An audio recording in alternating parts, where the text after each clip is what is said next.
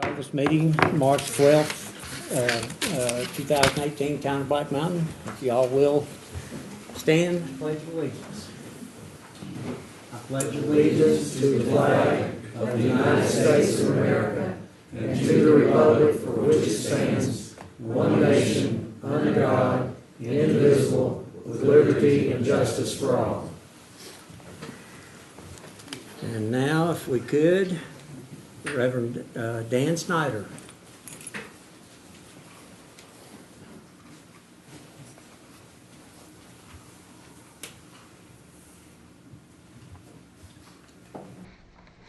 In my lifetime, I have had the privilege to meet and hear many wonderful Christian men, but the most godly man would have to be Dr. Billy Graham. He was the greatest evangelist in human history. It has been said time and time again, he was a simple man, a humble man, but he was raised up by God to be a pastor to presidents and other world leaders and an evangelist to the world. So how can we honor the life of Billy Graham? His departure to heaven is a passing of the torch, as we see the light burning here, that he so faithfully carried to all of us. Since we all have such a deep affection and respect for Dr. Billy Graham, I believe the greatest tribute we could pay to him is to proclaim the same gospel he so faithfully preached to all people while he was here on earth. May we pray? Our Heavenly Father, in the name of our Lord Jesus Christ, the only name that is worth worshiping, and all that we have ever needed is found in that matchless name, we come to Thee thanking You for this day, for the blessings of it, for the challenges this day has brought, for the tender moments of Your presence as You have come to our mind and we have sensed Your beauty of this world, for every thought of You that came to us in our quiet moments, and for every need of Thee that brought us back to You in prayer. As we come to You now, we thank You for the life of Dr. Billy Graham. We thank You for his daily walk with You. We thank You that his love for You and his love for Your people to know You. Almighty God, we pray Your blessings upon this meeting with our city officials and upon our mayor, the Honorable Don Collins. Lord Jesus, bless all who serve us and who have dedicated themselves to the ministry of others. Bless our town that we love so much. In the strong name of Jesus, who has called us all to be servants. Amen.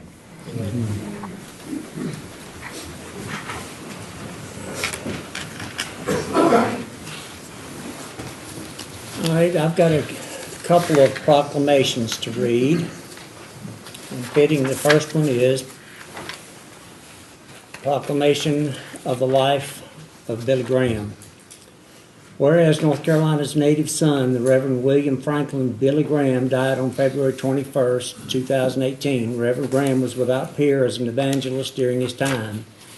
And whereas Billy Graham was born on a dairy farm outside Charlotte in 1918, and called the mountain town of Montreat and surrounding Black Mountain, Swannoa Valley communities his home since 1943, when he married his wife, Ruth McHugh Bell, and began raising his family. And whereas Billy Graham ministered to many local people as well as 13 United States presidents, to millions more abroad, and started with sermons of revivals on sawdust floors under canvas tents in Los Angeles in 1949. And whereas Reverend Graham refused to preach before racially segregated audiences beginning in Chattanooga, Tennessee in 1953, when he threatened to cancel his appearance unless the dividing ropes were removed.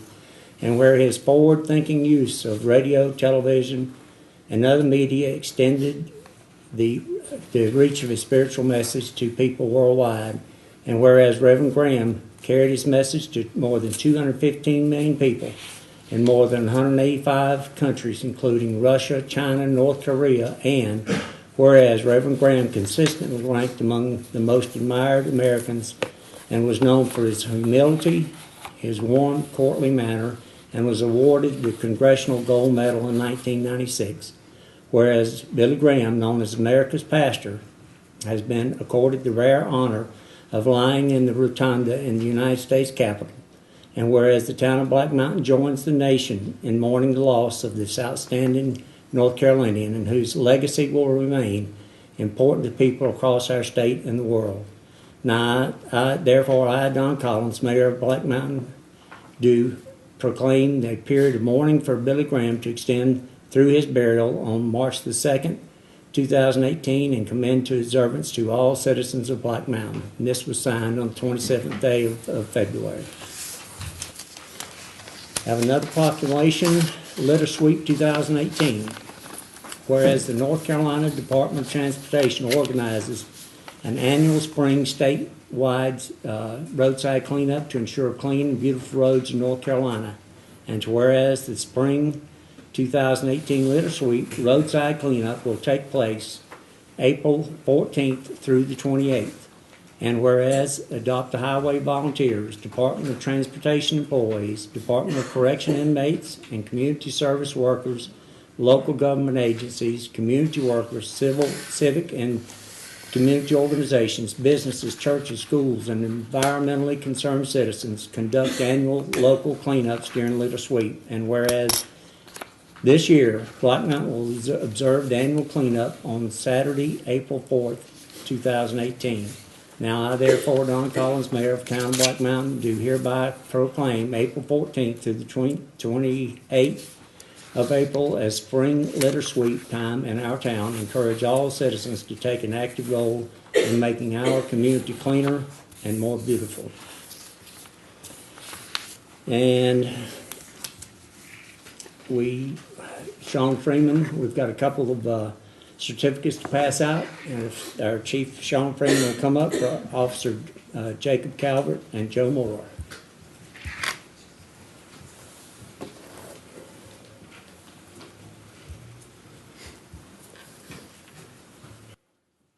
So real quick, just to kind of let you know what these two young guys have accomplished in a very short time. The state of North Carolina, in order to recognize the level of competence within our law enforcement professionals, developed a certification program that was dependent or based upon education, training, and experience. This is provided through General Statute 17C, and it's very difficult to achieve. You have to, between your training and experience, you have to manage somewhere between 640 and 960 hours of training, which equivalent to points. So you get 1 point for every 20 hours worth of training. So there's a lot of time involved in this. And these two guys, in a relatively short time in their career, have obtained the intermediate certificate. So if I can get them to step forward. More. And we simply framed them up so it'd be all professional, and congratulations to them.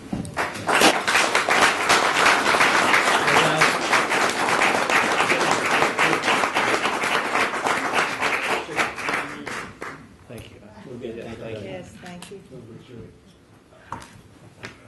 Thank you. Thank you. Thank you. We're certainly proud of these guys, and for a little town the size of Black Mountain, to have the professionalism that we have in our police department is pretty striking. And I know that the board and the town would like to thank you guys and appreciate your input and your hard work. Thank you. All righty, citizen comments. First is Marilyn Stefanski.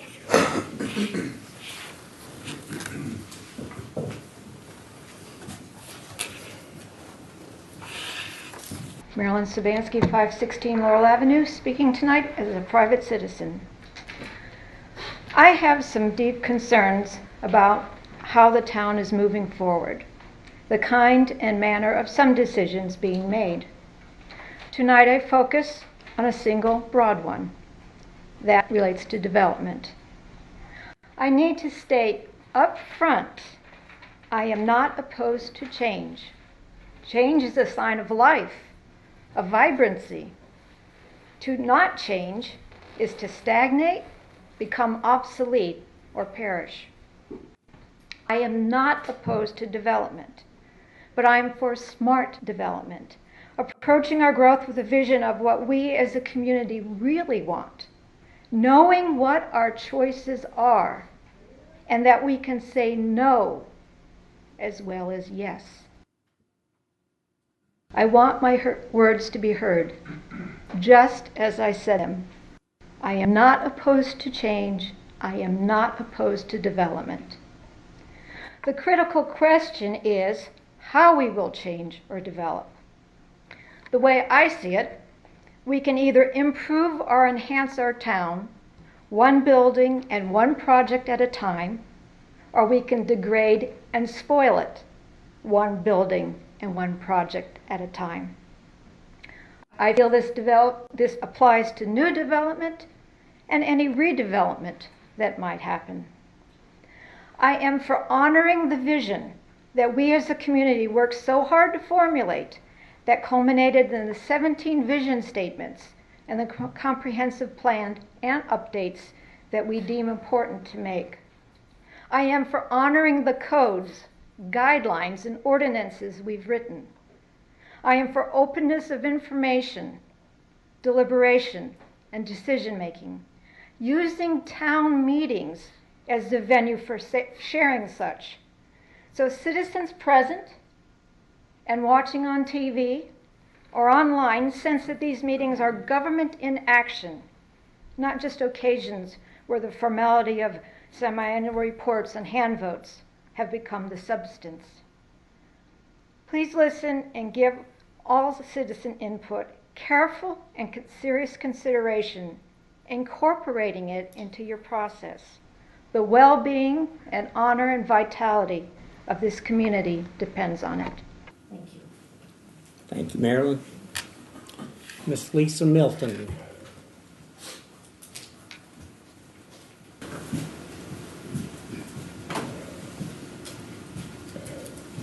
Thank you. I'm Lisa Milton, 406 West State Street. I serve on the planning board, and the DOT came to our last meeting and gave us an excellent update on the process and the project and where it is at this point in time. One of the things that became glaringly obvious is that as we discussed the project and people asked questions, she said there would be multiple meetings in the future as the project moves along, and that those would include the stakeholders. One of our members on the board asked, well, who is considered a stakeholder? And the state looks at this project that it was requested by the town, so the town board is a stakeholder in all of the meetings, and the businesses who are going to benefit from this are stakeholders.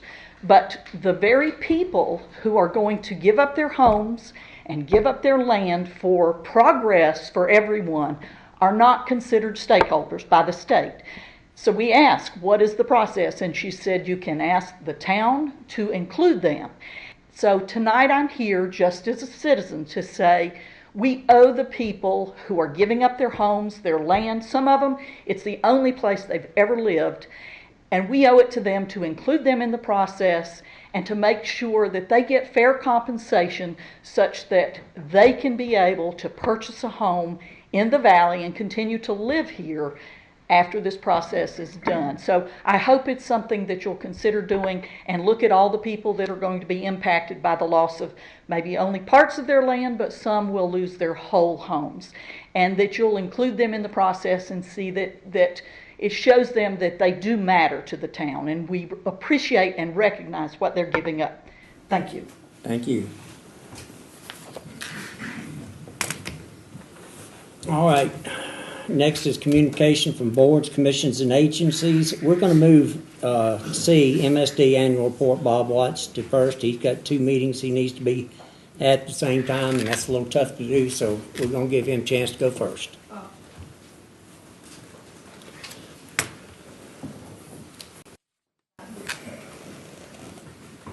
Appreciate you moving me up. First of all, I want to thank the board for letting me represent the town of Black Mountain. It's a privilege on the MSD board, so thank you very much. Second of all, there have been few changes in the MSD board since I left it 3 years ago. There are only 2 new faces on the board. I have been made chairman of the Capital Improvement Committee again. I had that position when I left 2 years ago, and they have reappointed me to that position. So I think that speaks well for us. The first meeting that I went back to, which was in December, included the vote on whether or not to accept Cane Creek, the group in Henderson County that wanted to come in. That motion was defeated by a vote of 10-1. Most of the board members felt like that Henderson County wanted too much representation. The county wanted 3 seats, but there was nothing said about giving Fletcher or Mills River a seat. And so that could have, if that went through, actually given them 5 seats for a very small portion of Henderson County. But that was a vote. It was defeated 10-1, and I voted against it. This presentation we've got was presented to the board in January. I think a lot of it will be pertinent. It's part of the improvements to the physical plant down on the river. Those of you that have been there realize that it's confined. It's got a rock cliff on one side and the river on the other, and we use some very innovative techniques down there to do what we do on that site. So if I can get this to go forward, we'll talk about some of those. This is an overall view of the plant. You can see the dam in the very lower end. Those of you who may not realize that dam was built to create power for the trolley system in Asheville. We now have a hydroelectric plant at the bottom of that, and in some years we'll save $500,000 in power bill. You can see the rock behind it. It is a small site. The influence pumps have been changed. There are 3 of them. If you can remember 4 or 5 years ago that there was a major catastrophe at the plant in which one of these pumps failed, and they were working on it and it flooded, and we had to dump a lot of stuff in the river. But anyhow, these 3 pumps have been replaced.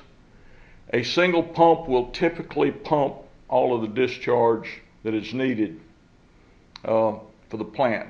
The sewer coming into the plant is about 15 feet lower than the plant itself, so these pumps are needed to get the sewage up into the plant.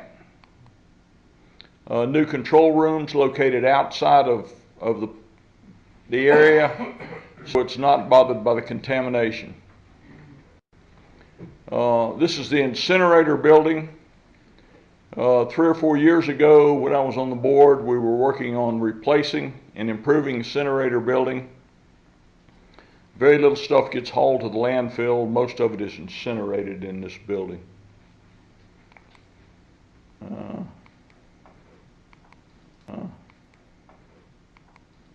In the Headworks project, we have replaced the screens to collect the stuff in the sewer that doesn't dissolve.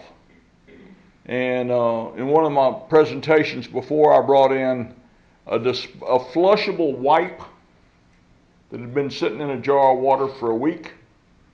Because it is flushable doesn't mean that it dissolves. Basically, the only thing that's going to dissolve is toilet paper. Anything else that goes in the commode or down the sink, we have to pull off with these screens, and we've gone to a much finer screen. So let's see, place the screens. The other thing we're doing is we're trying to get rid of grit and grease. We're trying to do it in a smaller area. The grit typically comes in from intrusions that come in from older pipes. And the grease, we all know where the grease comes from. So, we've had to campaign for years to can it, to keep it out of the system, because again, it's something that we have to remove. So, big major project in the front end of the plant there. These 2 tanks are being refurbished to take care of a surplus or a surge in the sewer system. So quite often after a heavy rain, we'll get a surge in the sewer system. We can store part of that sewage until the surge dissipates, and then we can run it through the plant. So this is another big improvement. You can see some temporary sewer lines, rebar for buildings, curved concrete tank. These are the forms for that tank, valves,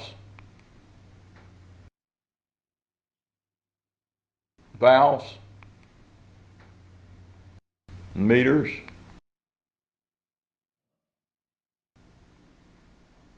So this is high rate preliminary treatment.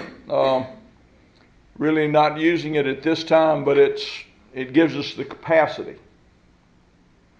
to improve the treatment on the plant.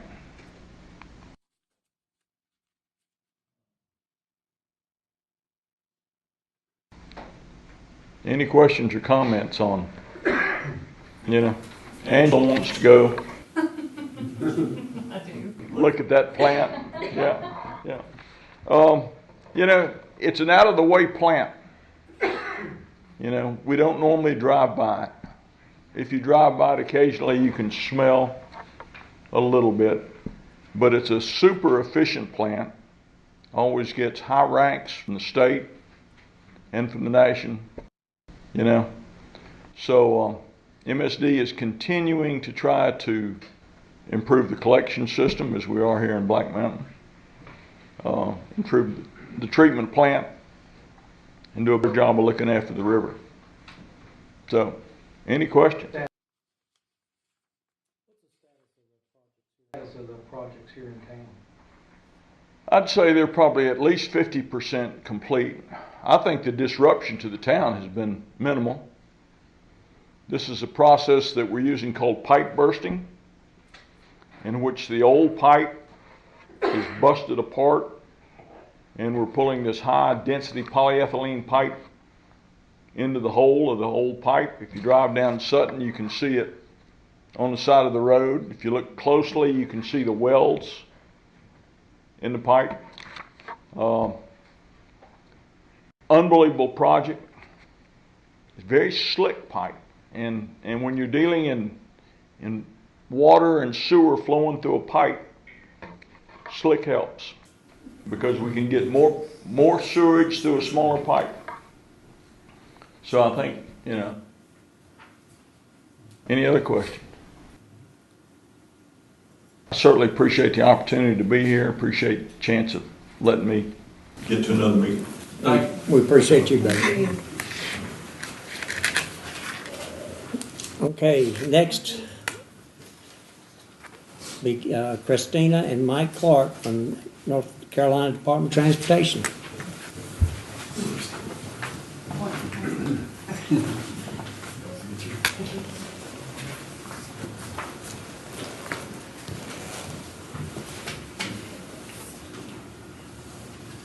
Thank you for having DOT come again and present about the Blue Ridge Road Interchange Project. We were just here on February 26th, as you can see by the date on this presentation. So I'll just run through it again, and I want to clarify a few things because I think I didn't do the best job of explaining some of the things that we do, the steps we take. So as you all know, this project and the funded State Transportation Improvement Program, the STIP, it's project number I-4409.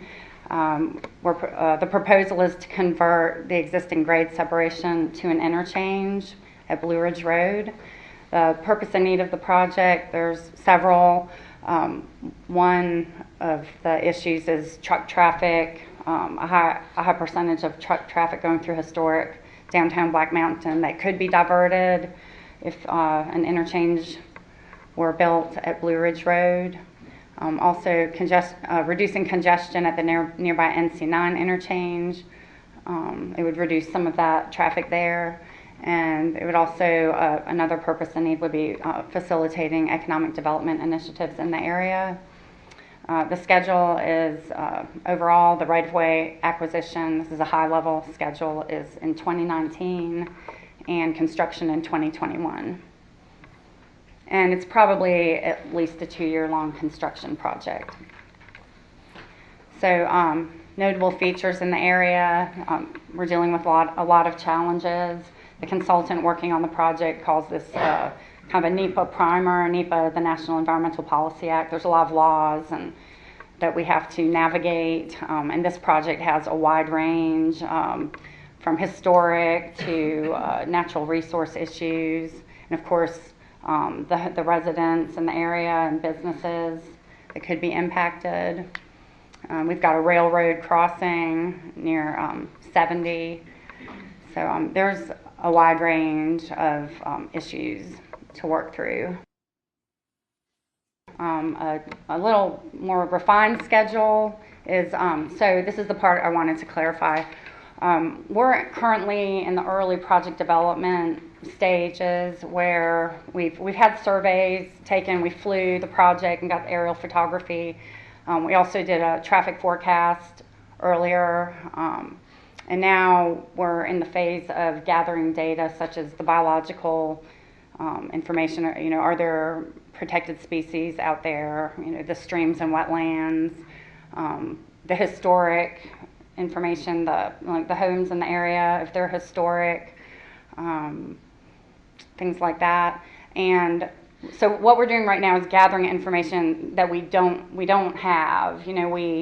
We don't know these things. We also don't know, say, maybe truck travel patterns or development that hasn't happened yet.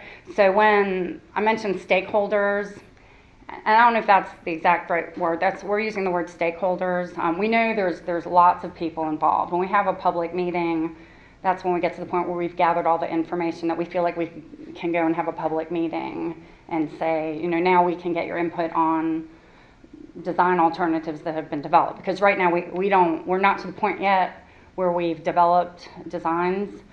We're starting fresh. It's a brand new project. I know this project existed previously, and then it went away, and now it came back. So it's a clean slate.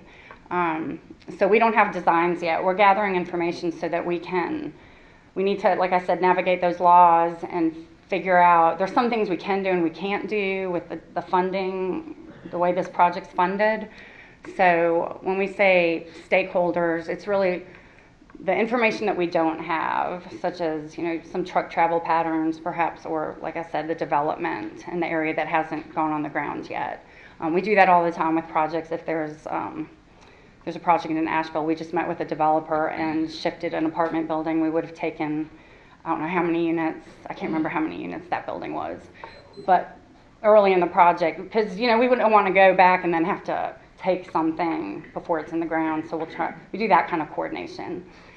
So, everyone who's going to be impacted and those who aren't, we have a lot of empathy for, unfortunately, there's always impacts with this type of project, and again, we don't know what those are yet, but we're not saying because individual homeowners aren't involved in that first data gathering phase, we're not saying they don't matter, because they matter a lot. And when we have the public meeting, literally we're sometimes scrambling to we post the designs online 2 weeks before those meetings, and we don't really have, we have those meetings as soon as we can. We're not hiding any information. So I don't want the perception to be that anything is happening that, is like secret. It's we're gathering information. So I just wanted to clarify that.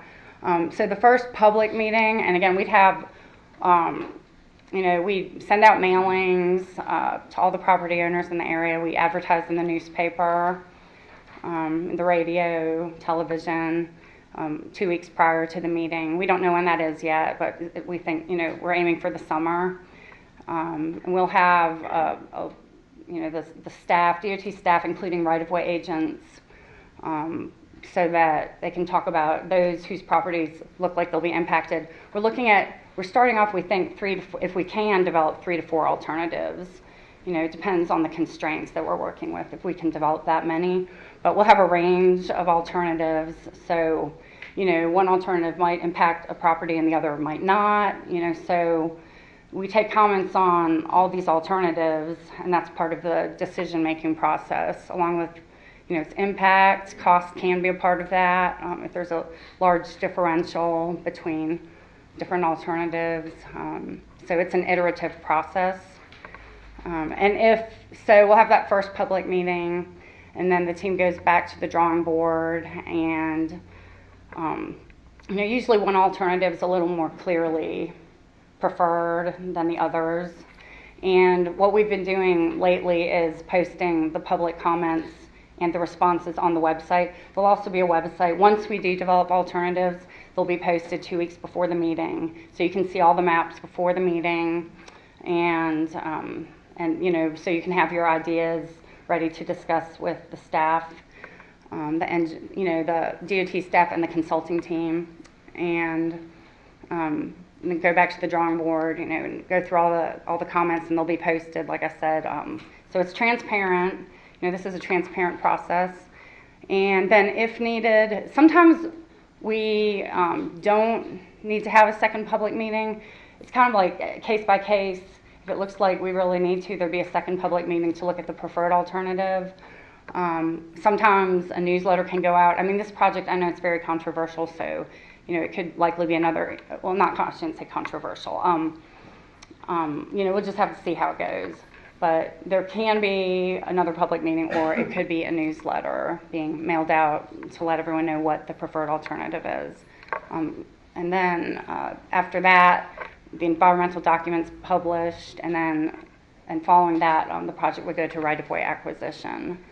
So, also to clarify about the right-of-way, there's something called the Uniform Act. I don't know if some of you are familiar with that probably, but there are laws that are in place that, they're very strict guidelines about right-of-way acquisition. So, it's supposed, it's a fair process. I know some folks might not, you hear people say they don't think it's fair, but it's based, there's some very strict laws. So, and the agents will be at the meeting, the public meeting, and they can explain it. I'm not a right-of-way agent, so I don't want to really delve into that. But, and again, right-of-way 2019, construction 2021.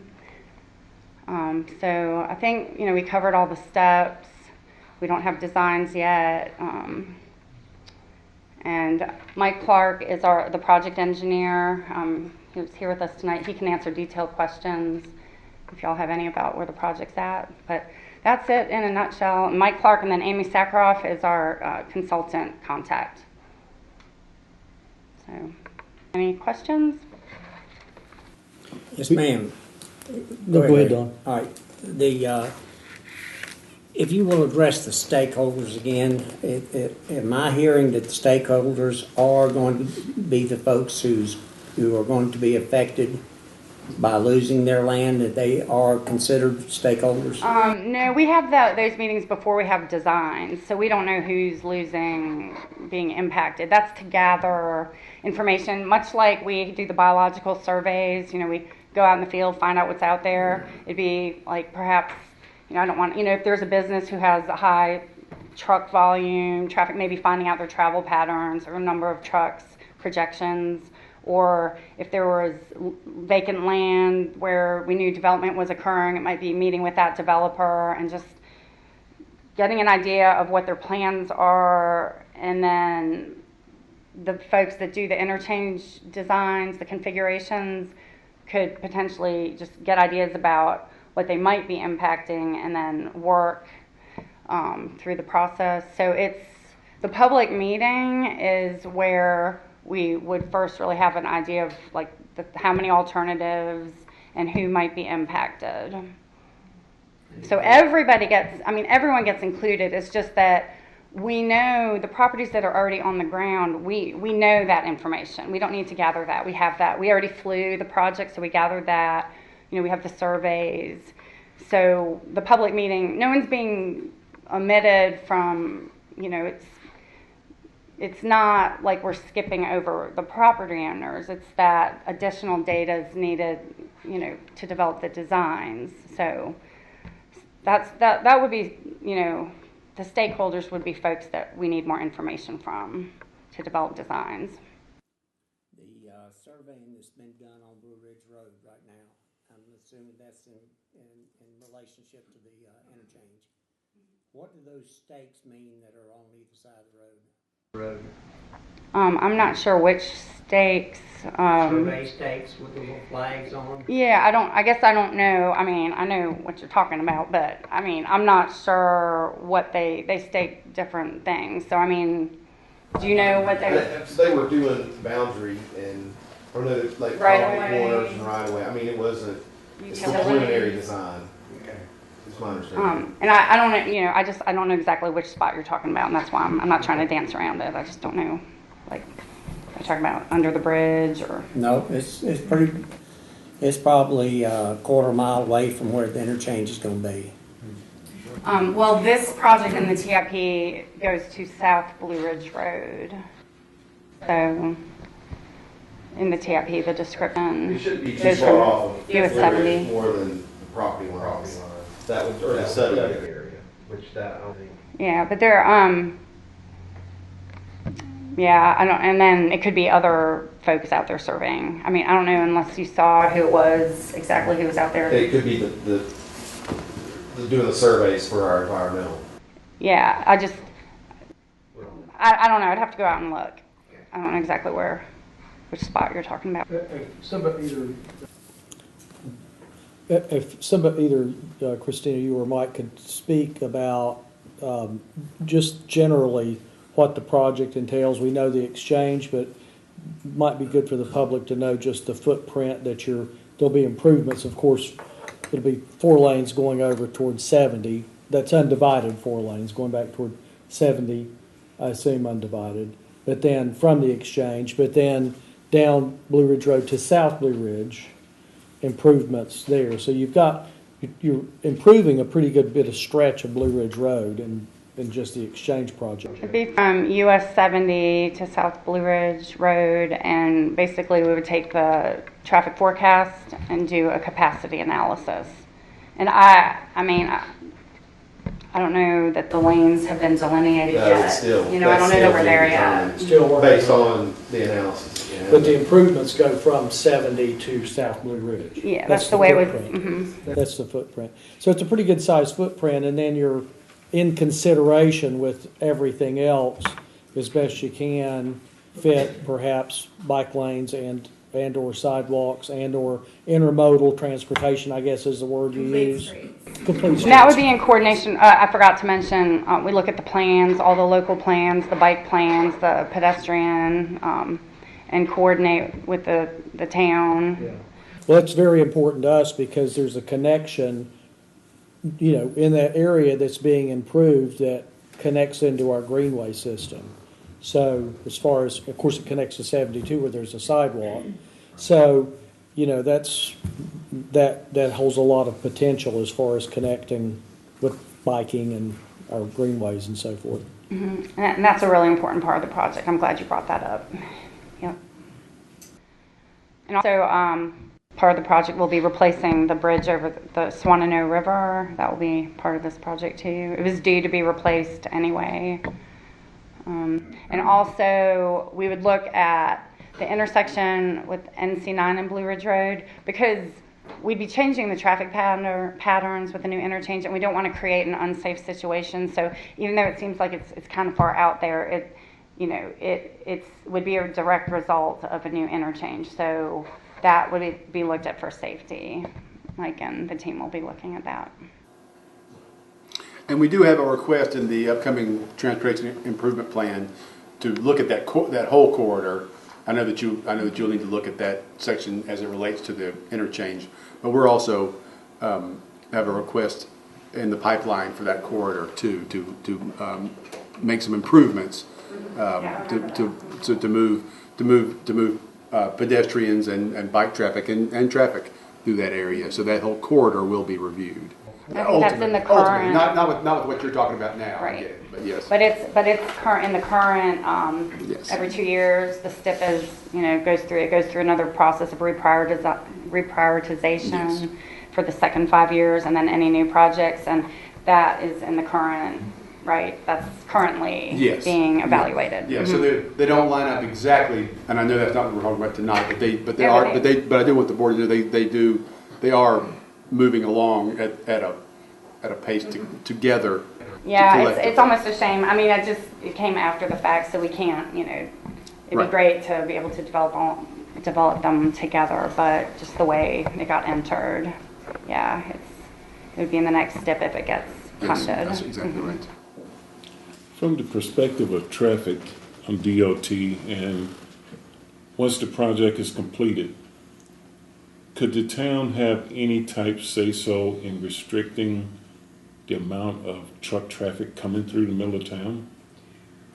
I know our division traffic engineer, she looks at those types of issues, so I guess it's enforcement. And I mean, so at the last meeting, the planning board meeting, I know someone pointed out, we're not looking to eliminate all truck traffic in downtown, because there are trucks that need to go to businesses, but there is one very large facility to the west that those trucks will be diverted from downtown, which I don't know, many see as a benefit.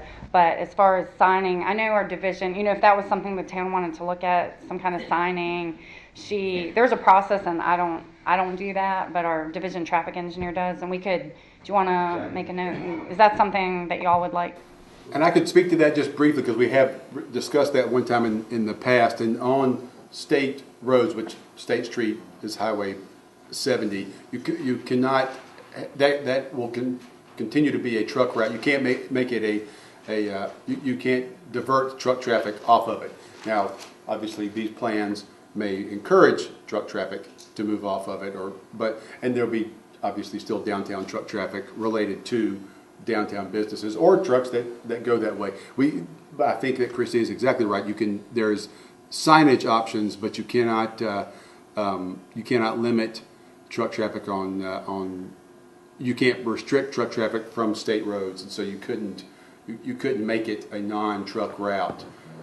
I think the interchange plus some additional signage would have that impact, or may have that effect, but state roads, and I don't want to speak out of turn here, but I did speak to the traffic engineer one time. This came up one time before, and we had and asked if we could require truck traffic to use a different route than downtown, and the answer was you could request it, but you could not require it.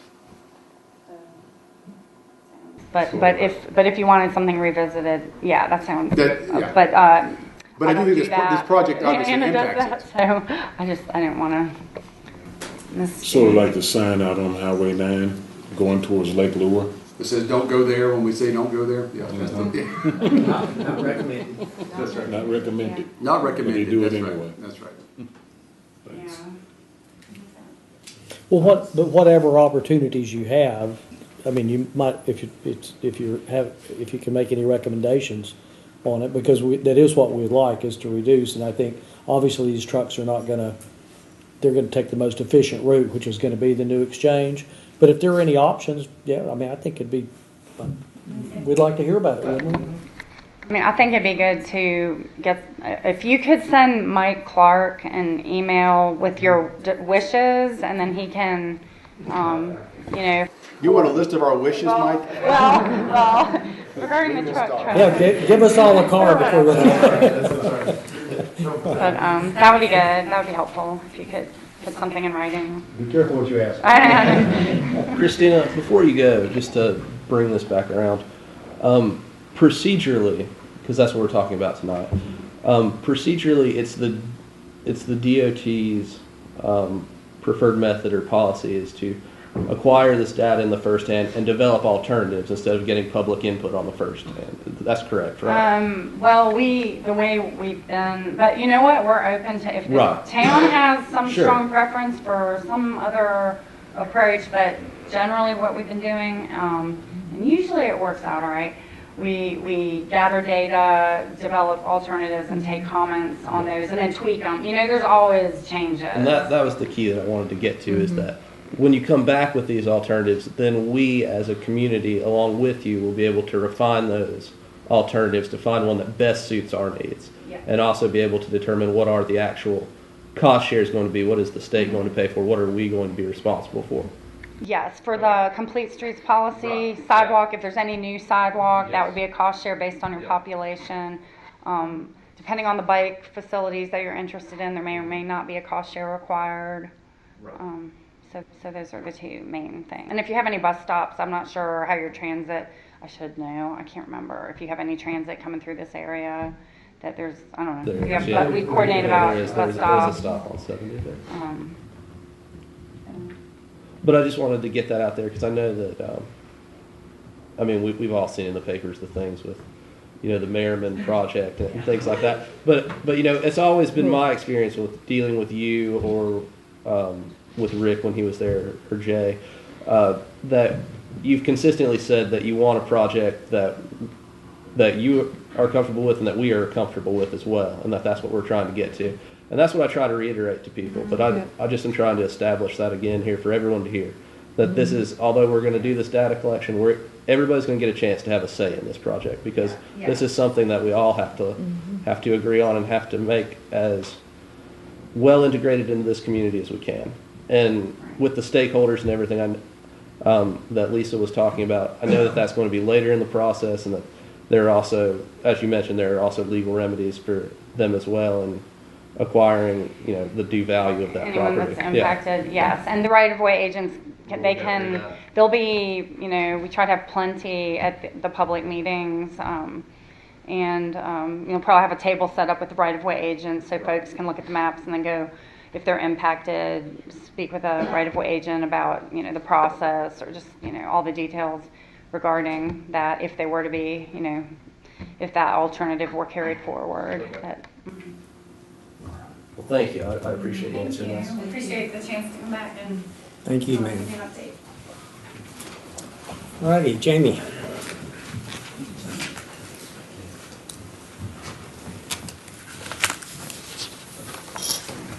Evening, Mayor and Board. This is Public Works 2017 Water Operations Annual Report. I sort of combined our water projects in with the maintenance in this report to make it flow a little better. And so we got some good information on here, and we've made a lot of headway on our water system, and so I'm excited to share that with you. So get Angela to pull it up here and we'll start it. Well, I used to share a lot of pictures, but it takes up a lot of time, so that's not the important stuff. But it sort of gives you an idea of what these guys battle with regularly with water leaks and stuff. That's sort of one of the small ones, but at least it's in the daytime, and it was pretty weather when that happened, so not 24 degrees at night in the middle of nowhere with no lights. So, but to get started, we started about a year ago on what we call the Old Toll Road Pump Station. To give the citizens a little info on that, our pump stations was really outdated and was only capable of pushing 32 gallons per minute, and they were in what we call a below ground pit. They actually charged the Charmelody tank, which is one of our smallest tank out of all the big tanks. And when we would have leaks, and it didn't have to be a significant leak, the tanks would go dry and it would put several people out of water. So what we done is we come in and come up with a design, upgraded the pumps, put them above ground, put 2 pumps in that's capable of pushing 160 gallons per minute each. Put them on variable drives where we can control them from our telephone. And I'll get a little more in depth with that as we go along, because I'm really excited to tell you about that. But we installed 2,200 foot of ductile iron pipe, 2 hydrants. The only thing we didn't do in this project was build the actual pump house. But what I was very impressed with is people to have enough skill that we actually plumbed it, put the pumps in, and all the electrical work, and hung the VFD panels, which I learned something during that process from Dan Cordell, that there's only very few people, including licensed electricians, that can wire VFD panels. So we have an on-staff couple of guys that's capable of doing that. So that is definitely an asset to this town. Where we are on the project is we tied in the last leg of that line this week. We're going to charge that line, and we will treat it for bacteria samples and things that will go to the lab. When that comes back good, the only thing left with that project is to switch all of the residential homeowner meters over to that new line, which will in turn kill what we call a cross-country line that actually runs under some houses. So we call them backwoods lines, and they don't need to be there. So that'll get rid of that. I actually obtained one easement today. We're 2 easements away from getting that done. I talked to one today, and I think one's supposed to sign this week. And then once that's done, we get our samples back. We can tie the existing meters in, and that'll be a good project, and it probably save the taxpayers around $150,000 because we've done it in-house. So I'm happy about that.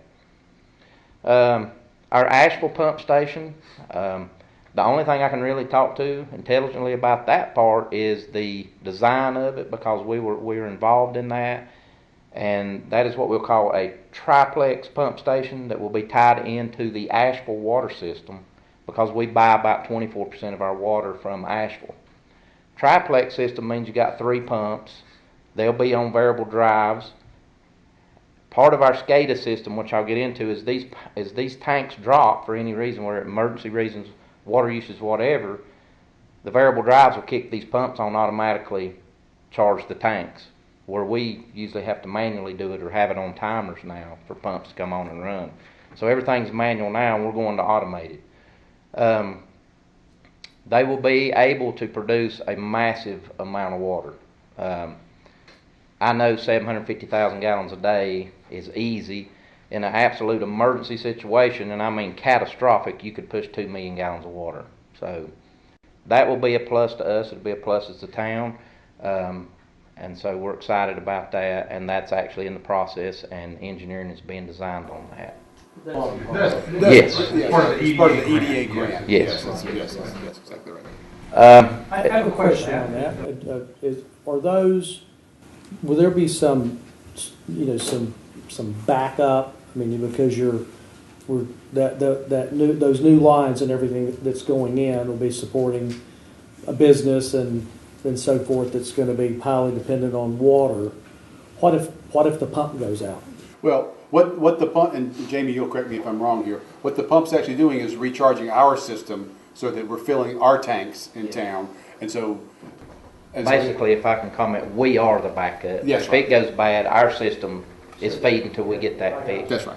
That's right. And to take it a little bit further, and I'll get to tell you about this too, so I'm excited about this, but now's a good time to tell you. But we put in for generators at these pump sites in this year's budget, and they'll run, and instead of having mobile generators, these will be on-site generators that run off of gas. One location will be natural gas, the other 2 we can put on gas, and if something happens, they go down, these generators will automatically keep these pumps going if we lose power or anything. So, and it'll be, and we'll get more in detail on that one budget, but it'll be a good thing. Painting of our water tanks, we had that done this year. We had 5 tanks done. That's about every 5 to 8 year project where they come in and inspect tanks for cracks and stuff, and they epoxy, they primer, they paint. So all that was done this year and inspected, and we passed all of our inspections on that. Replaced water line and taps on South Ridgeway. When we heard the MSD project was coming downtown and the $100,000 that y'all budgeted us for water line replacement, the blinkers went off in our head, and we thought, well, we've had a lot of trouble out of that line, and it was planned to be replaced anyway. So we threw that one on there, and in the process, I've been dealing with Darren Prosser with MSD, super nice guy. Met with him last Thursday on site at Town Square with a lot of the subcontractors and contractors about doing Cherry Street. we're going to go in and replace taps on Cherry Street like we done on State Street a couple of years ago because of the age and stuff. And at that time we had found some what they call lead taps and took them out. And if we don't know for sure if there's any in there, but if they are, we need to get them out and replace them. But we do know they're old, and it's a good time to redo that project, considering they're going to repave and resurface. And so that will be done probably in the next 2 weeks. And Bob told you right, they are doing pipe bursting, and it was explained to a T. And KRG was one of the subcontractors doing that. And according to MSD and what they told me, they are above average on their skills with doing this. So it's actually moved ahead of time on what they can do. So we're going to piggyback them on that project and then replace all the taps. There's approximately 22 to 25. We'll know more about it when we get in there because we ain't sure where 2 of them actually hooks up to. But we're going to replace them. And then we got a water line replacement on Taft Street that we're going to do after that. And that will get rid of the funding that you fund us for the water line replacement. And then if it gets funded again, we'll do more lines next year in the new budget. But all 3 of them's good projects. The one on Taft Street, tell you a little bit about that. It's actually an 1.25 inch line from the best we can tell. And if it is, it needs to be upgraded to at least a 2 inch by state standards. And we've run into that before. And so we want to get that upgraded and get that took care of. The SCADA system, you guys budgeted for that. That has been an unreal system. We are totally automated now. Once these pump stations are complete, the VFDs are in, you could set in the Gulf of Mexico and control our water system. It's all automated. You control tank levels, you control when the pumps run. And I'll go into that a little bit further. Just because it's SCADA, there's other people like Montreat that's got SCADA, but theirs is not mobile. It's just desktop. They have an employee now that is reaching out to us, and we're working with them to bring their system up to like what ours is, which is a good thing because we want to be helpful neighbors and try to help them out with that. And I'll talk a little more about that in just a minute. So everything is controlled by computers, controlled by telephone. And what it's done, in the next line there, you see chemical changeovers. Because we done that, we had 6 sites in our watershed on our wells that was treated with chlorine gas. And if you know anything about chlorine gas, and I'm sure Chief Jones can tell you a lot about it, it is extremely, extremely dangerous. So when the guys would go in on weekends to read the wells, there was actually a bottle there that they had to mash, and you couldn't see it, but if the air turned green, there's a good chance you was probably already dead. So it's just something you don't want to breathe. So we got to thinking about that and thought we need to get rid of that. So what we done, we treat our water system now sort of like a surface water plant, like Asheville. Everything's treated at a certain location in our watershed before it ever goes out in the system. So we took it from 6 chlorine gas sites down to 1 in the shed, and we got rid of chlorine gas, got with the state, and they approved us using bleach, which, you know, bleach is totally safe. We switched from caustic soda to soda ash, which in turn raises pH levels. And the state, Kimberly Powers at the time, wanted us to raise pH levels because of what happened in Michigan with lead and copper. So that's what we done. We raised our pH levels. Here's where we're different from everybody else. On our SCADA system, not only do we have SCADA, we have what we call analyzers. These analyzers are put on our system before that water ever goes out. We can look and monitor our pH levels 24/7, 7 days a week, and know what it is at all times. If something's wrong, it lets us know. So when we done that, it took us to reduced monitoring. What reduced monitoring done, we wouldn't have to go daily and check our system if we didn't want to, but about 1 to 3 days a week, according to the state. Well, we're already here 5 days, so I feel better about it, checking it 5 days a week, because we know how computers and stuff like that can be. So we can keep an eye on it, still get the same data, know everything's working properly, but in the reduced monitoring, it cut the guys from being on water call to where they don't have to come in on weekends no more and which they were accumulating a lot of comp time, which comp time hurts us for the fact that when nobody's here to work, nobody's here to work. So it let us be able to combine our on-call to a one-call schedule. So the guys was really excited about that. So that was a money saver too, and so that was a good thing. Flow meters, you may remember me talking about these back in the budget year last year. Y'all allowed us to purchase 2 of them. One of them's in the watershed right now. One of them is used to check pumps and for leaks.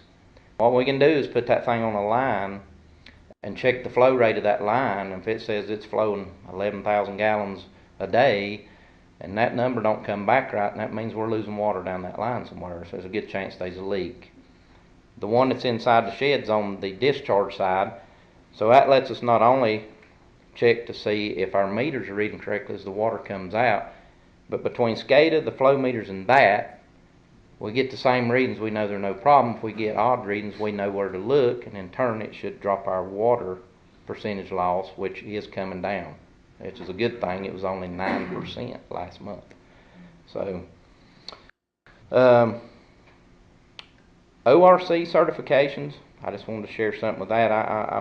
I like Sean when people accomplish something. I like for it to be known. And our ORC, which is operator in charge of the water system, he takes his last test at the end of this month, and he has got the highest certifications that the state of North Carolina will allow. So he has his B well now, his A distribution, and cross connection. And if he passes the test at the end of the month, he'll have his A well, A distribution, and cross connection. And he can't go no higher unless he takes surface water classes. But that's as high as he can go, and I'm proud of him. And he has done a super job with this water system, and so I'm very proud of that. And I'm proud of him. He's done a really good job, and he's helped me tremendously. So learned a lot from that guy. So. Going on to the next thing, I just like to share this and it fluctuates, and I know I've talked about this like a broken record, but last year we done 2,851 work orders. A lot of that's controlled by the job, by the weather, things of that nature, but we're consistently around 25 to 3,000 for the past 4 years. Tell you a little bit about work orders. I don't know if I shared. They come in different ways. They're self-generated by us. They can come in by email. They come in by phone call. There's several different ways that we get our work orders. I know I done a chart one time, and I was proud to say that a lot of ours was self-generated. So I like that, and I just like to share the amount we do, and it lets me get a good idea from year to year, sort of what's going on. And on these charts, our cutoffs, cut-ons, leaks. If you'll notice, our leaks in 2017, that's the main one I really care about. You can see that they're going down. Line locates, which is where you get calls from utility companies, and we do line locates ourselves when we go out to work. And basically what that does is you see them marks in the road and they're color-coded. It's basically color-coded to let you know what kind of utilities is underground, which is it's a safety issue. So they've come down a little bit, which sort of surprises me with the amount of projects that's going on. But the leaks have come down. New water taps from last year to this year, they're staying pretty consistent from 16 to 17. There's only one difference. So right now we're covered up making new water taps, which is residential taps for new houses and things for that nature. This is an interesting one right here. I'll talk about it for just a minute. If you see from 16 to 17, the purchase from Asheville is still 27%. But if you look at what we've pumped, you see it's a little bit lower. Two things with that. One of them can be because we didn't have as many leaks. The other one can be that we found some information that we didn't know we had that was very valuable to us, that told when our wells were put in what they yield. What they yield means is what they're capable of producing. So we got to work. Started checking our pumps and our watershed and stuff, and realized that a lot of our pumps are not producing what we're capable of producing. So we have it budgeted this year to replace 2 more well pumps that's not producing near the percentage of water that they should. So that was a good find. I was glad to find that, and keeps us from having to do what they call drawdowns, which costs a lot of money, where you actually pump water out on the ground for 24 hours to see what that well's capable of putting out. So with that information, that was like finding gold. So that's a good chart. And basically that is our water report for 2017. A lot of good stuff going on. And I do want to share that one more thing with you, that when those guys went to Raleigh and took a school last year in Raleigh, they was approached by the instructor before they left. And the instructor in Raleigh was so impressed by our water system, of how mobile it was, and we could look at it from our phones and stuff, and they were using our water system in the school down there. We sort of set the goal for everybody else and was asked if we would come back this year and help them do a class on what our water system is. So Black Mountain is the role model for the water system right now, and I'm proud of that. And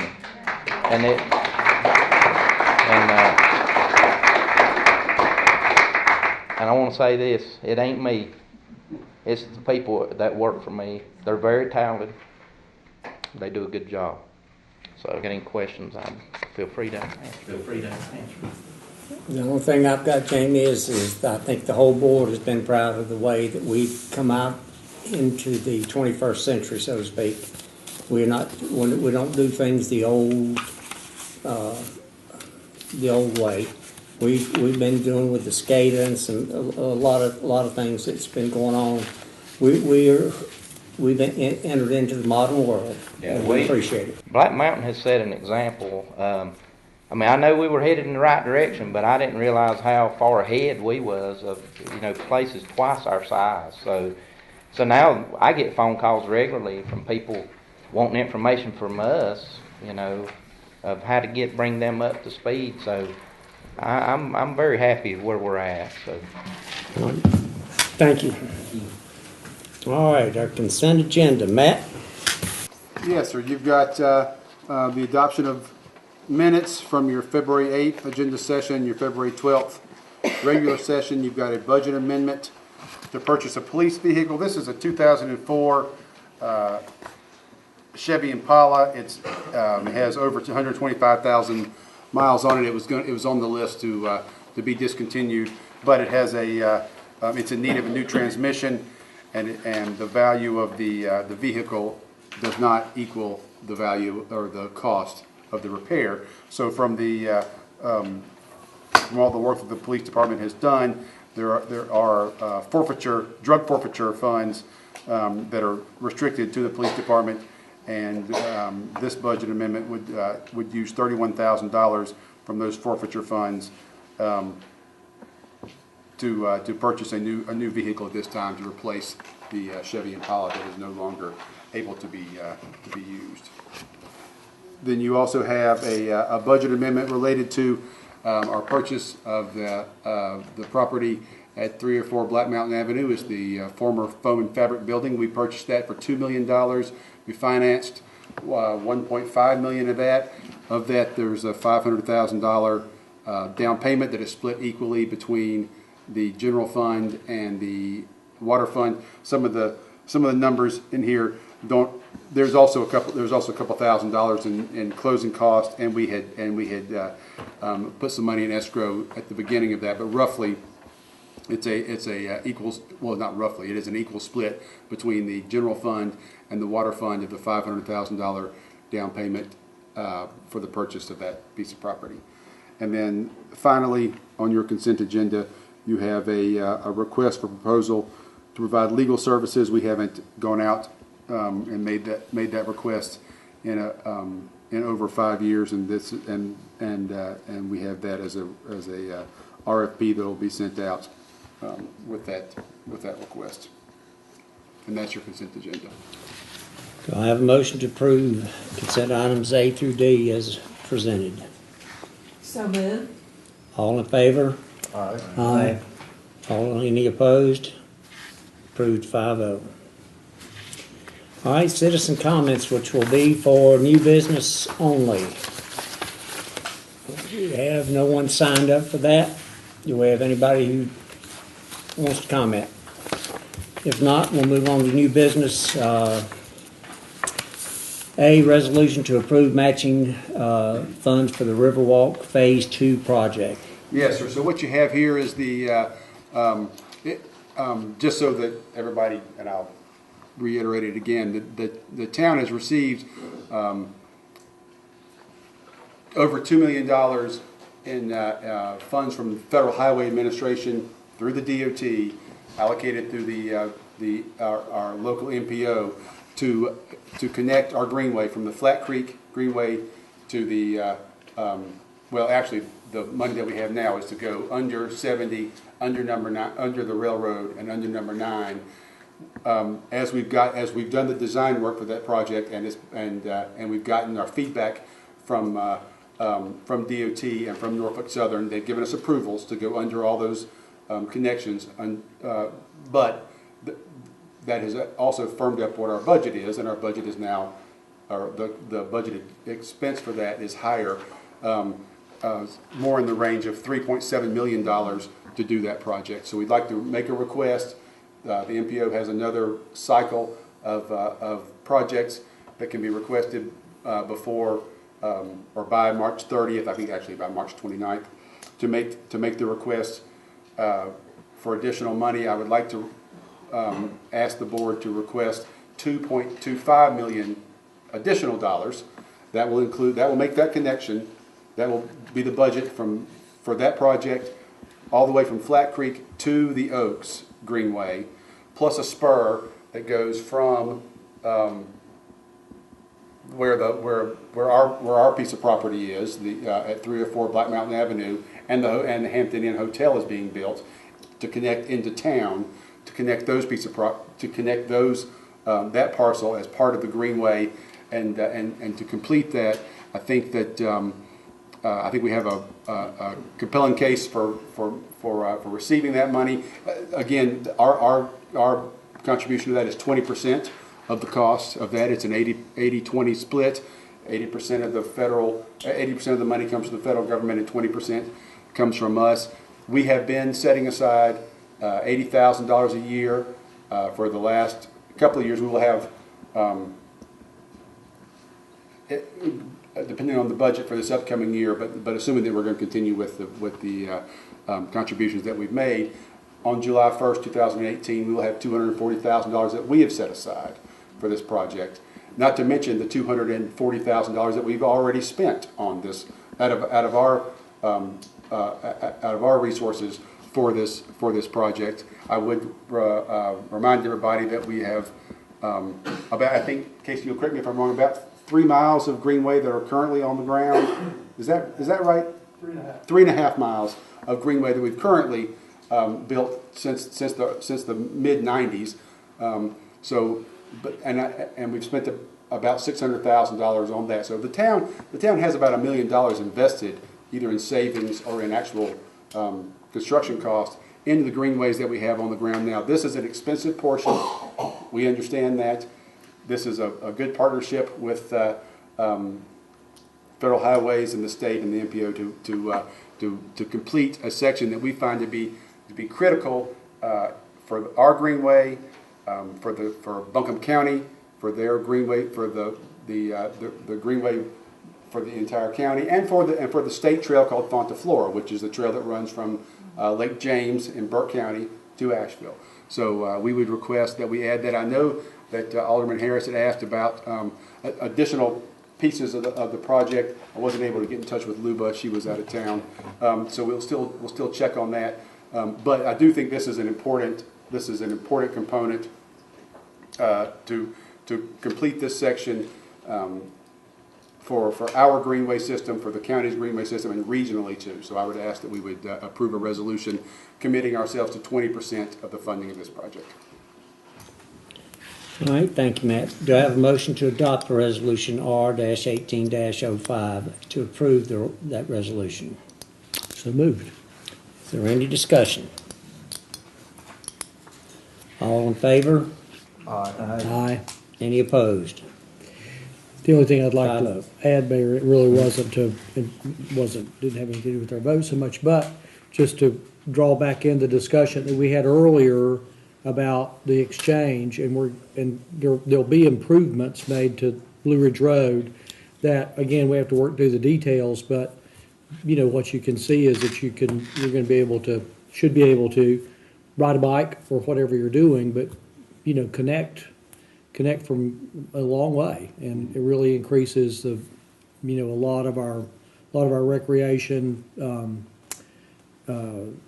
resources incredibly. So this is a big link. It's been under work a long time, but it's that together with the exchange is really great news. And then actually, the hotel that is just a piece of private development, commercial development. It's just a very attractive, connection between where people could be staying to go to a soccer tournament or something over at the Fields, which Montreat College did get $250,000. They did. They got $250,000 2 years ago for the from the TDA. And they got grant. that because of the idea that a lot of people do come in for a soccer tournament, and I guess they do lacrosse as well. But they received $250,000 for that reason, and so to think that you have some connectivity between the hotel and those soccer fields and downtown is a good thing. Yep. All righty. Communications from staff, Mr. Sneed. Are you going to act on that resolution? Oh, that's right. I think we voted already on it, 5-0. Did they? Okay. Okay. We did. In that case, I have nothing to do. All righty. And I have nothing to add either. I have nothing to add. Mr. Mayor. Oh, wait, I may. Oh, okay. This is actually. So, as you may be aware, and you may have seen, and we've talked about this in the past, we did receive a grant from the Appalachian Regional Commission to construct the downtown planters and put trees downtown, and so you probably have seen some of the trees removed. I think we've ordered how many? 13. 13 trees to replace some of the downtown trees, either the ones that were damaged or frankly some of those just weren't the right fit for the town, and so we will replace those. We'll use Jamie, I can't remember the name. What is the asphalt? The porous pave asphalt around the tree well, so that it will absorb water, but not wash away. It'll have a nice look to it, but it won't. But it'll also absorb water and not require the level of maintenance that we've had. So I think that so you will see that work started. What is the timeline for that work? We're hoping to have it completed, the tree wells dug, and the trees in place by the end of April. By the end of April. So there you go. So so now we're committed to it because we've said it out loud. So you will start to see that. You'll see that work, and you've seen some of the tree wells removed, or some of the trees removed and the wells replaced, and you'll see that as we move forward. But I am pleased with that. That's been a grant again from the Appalachian Regional Commission, and frankly, just as a reminder to the public, we were a model. Black Mountain was one of the models because of the collaborative effort with the Beautification Committee and with the Women's Prison and with the town and also with some private vendors of putting together this proposal. And so we were actually gave a presentation at their national meeting about how we did that collaborative effort. And so this is part of that, and you'll see that work start soon as it becomes spring again, thankfully. Just for everybody to know, Angela had her neck in the up to her neck in hot water for this whole thing. That's exactly right. I should have said that. I've taken way too much credit for something that Angela Reese did all the heavy lifting for. Yeah, we're proud to have her. Anything else? That was it. All right. Any communication from the Alderman? A question for Angela or Matt, we had, I think the board had agreed to have an appreciation luncheon for all the folks who serve on our commissions and committees and other volunteer people in town. Have we set a date for that yet? I'm waiting to hear back from some of your colleagues about the date, if it works for you. They have not responded to your email, have they? Probably in May, though. In May, yes. Probably in May. Anyone else? Just one quick mention, if anybody saw the 2018 Academy Awards, the Best Actor in a Supporting Role was Sam Rockwell. Best Actress in a Leading Role was Frances McDormand. And when they showed the little clips, guess where it was at? Right here in the Swanall Valley in Black Mountain, which I was very proud of. Now, you watch the end of the movie, and it says, thanks to Sylvan, Asheville, North Carolina. But you watch the whole movie, and half of it was filmed right here in our community. And just wanted to tell the folks that the Brown Farm and the Lunsfords and the folks that had a hand in letting that happen, say thank you, and we appreciate those guys, and something to be proud of as far as our little town. And with that, nothing else, meeting adjourned.